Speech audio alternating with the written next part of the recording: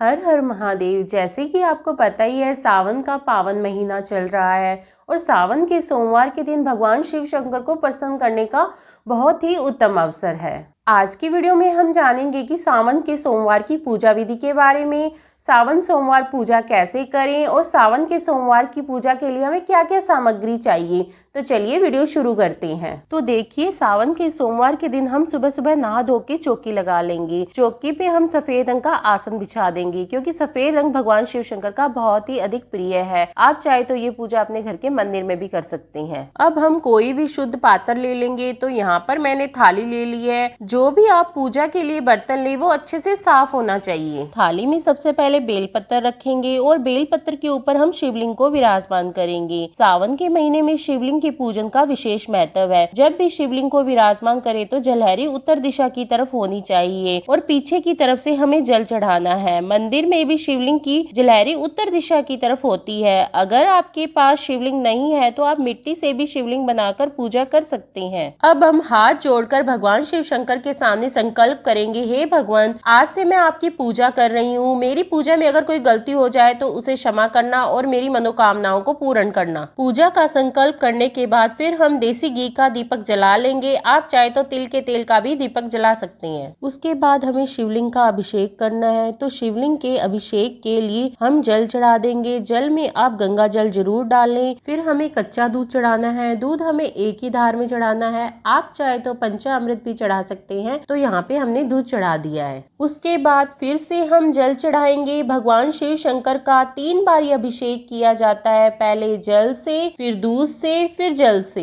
अभिषेक करने के बाद फिर हम भगवान शिव को वस्त्र स्वरूप कलावा समर्पित कर देंगे। इसके बाद हमें चंदन से तिलक लगाना है। सफेद या पीला जो भी चंदन मिल जाए आप उसे तिलक लगा सकते हैं। फिर हम अक्षत यानी कि चावल समर्पित कर देंगे। अब हम बेलपत्र चढ़ाएंगे। बेलपत्र की जो एक्स्ट्रा डंडी होती है उसको तोड़ के और उल्टा बेलपत्र चढ़ाया जाता है, यानी कि बेलपत्र की चिकनी साइड शिवलिंग से स्पर्श होनी चाहिए। इस तरह से बेलपत्र चढ़ाया जाता है। आप चाहें तो 5, 7, 9, 11 जितने भी बेलपत्र अवेलेबल हो उतने आप चढ़ा सकते हैं। इसके साथ ही धतूरे का फल अगर आपको मिल जाए, यह कांटे वाला फल होता है, तो आप सोमवार की पूजा में जरूर चढ़ाएं। भगवान शिव शंकर को भांग अति प्रिय है, तो सावन सोमवार के दिन आप भांग भी जरूर चढ़ाएं। अब हम फूल समर्पित करेंगे। हो सके तो भगवान शिव शंकर की पूजा में सफेद रंग के फूल समर्पित करें। सफेद रंग के फूल ना मिले तो आप कोई भी फूल समर्पित कर सकते हैं। अब हम भोग चढ़ाएंगे। भोग में आप कोई भी ऋतु फल समर्पित कर सकते हैं। फिर हमें दक्षिणा चढ़ानी है। यथासंभव हम दक्षिणा चढ़ा देंगे। दक्षिणा पूजा में रही कमियों को पूरा करती है। इसके बाद हाथ जोड़कर भगवान से भोग ग्रहण करने के लिए निवेदन करेंगे। अगर आप शिव महापुराण का पाठ करते हैं या कोई कथा सुनते हैं तो इस समय पर आप कथा सुन सकते हैं। फिर हम धूप दीप दिखा देंगे। अब हमें आरती करनी है। प्रेम पूर्वक हम भगवान शिव शंकर की आरती करेंगे। जब भी आप पूजा करें तो मन में ओम नमः शिवाय का उच्चारण आप जरूर करें। बहुत ही प्रेम पूर्वक आरती करने के बाद हाथ जोड़कर पूजा में रही कमियों के लिए क्षमा याचना मांगेंगे और अपनी मनोकामनाएं पूर्ण करने के लिए भगवान शिव शंकर से प्रार्थना करेंगे। इस तरह से सावन सोमवार की पूजा पूर्ण हो जाएगी। पूजा के बाद जो आपने भोग प्रसाद चढ़ाया है, जो ऋतुफल आपने चढ़ाया है, वो घर के सभी सदस्यों को प्रसाद के रूप में हम बांट देंगे। जो भी आपने दक्षिणा चढ़ाई है, ये दक्षिणा हम किसी भी कन्या को दान दे देंगे। और देखिए, जब दीपक शांत हो जाएगा तो उसके बाद जो भी आपने फूल पत्ते चढ़ाए हैं, जो ये जल चढ़ाया, ये सब हम किसी भी पौधे में डाल देंगे। ध्यान रहे, हमें तुलसी के पौधे में ये जल नहीं डालना है। जो शिवलिंग है वो आप अपने मंदिर में स्थापित कर लें। जो भी उनका स्थान हो वहाँ पर हम उसे स्थापित कर देंगे। अगर आपके मिट्टी के शिवलिंग है तो उनको हम जल में विसर्जित कर देंगे। शास्त्रों के अनुसार सावन के सोमवार को शिवलिंग की पूजा करने से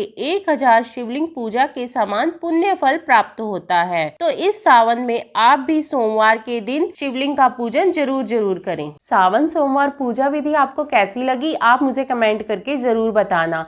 अगर वीडियो आपको पसंद आई हो या वीडियो आपके लिए थोड़ी बहुत भी यूजफुल हो तो प्लीज मेरी वीडियो को लाइक कर देना और हिंदू धर्म के 30 त्योहारों की जानकारी के लिए मेरे चैनल को सब्सक्राइब कर देना। भगवान भोलेनाथ की कृपा आप पर सर्वदा बनी रहे, इसी कामना के साथ फिर मिलेंगे किसी और वीडियो में। तब तक के लिए ओम नमः शिवाय।